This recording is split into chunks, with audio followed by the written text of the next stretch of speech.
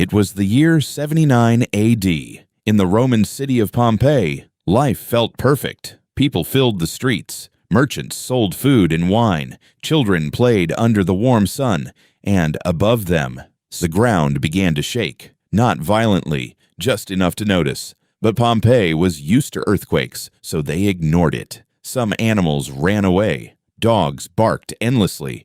But the people? They stayed. That decision would cost them everything. Then it happened. Without warning, Mount Vesuvius exploded. A massive column of ash shot into the sky. It rose higher and higher, like a dark tower blocking the sun itself.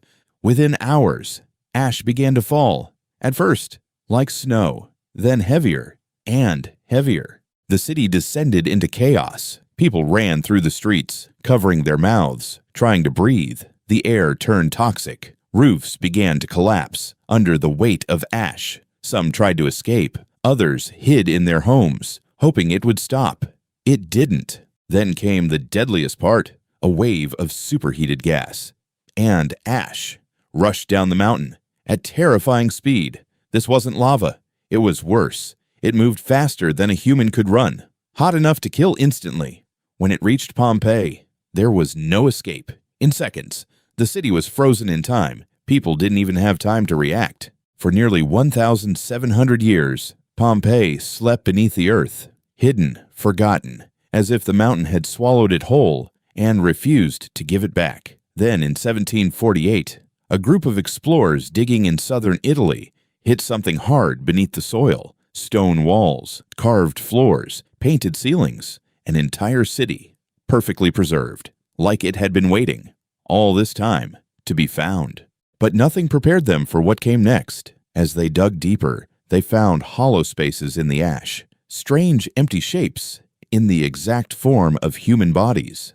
An archaeologist named Giuseppe Fiorelli had a brilliant idea. He poured liquid plaster into those hollow spaces, and when it hardened and the ash was carefully removed, the world held its breath.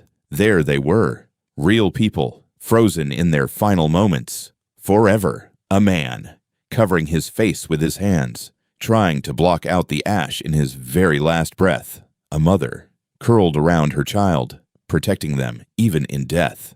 A dog, still chained to its post, twisted in agony, trying desperately to escape. These weren't just ancient ruins. These were real people with real lives, real fears, real love, frozen by a mountain in a single terrible moment.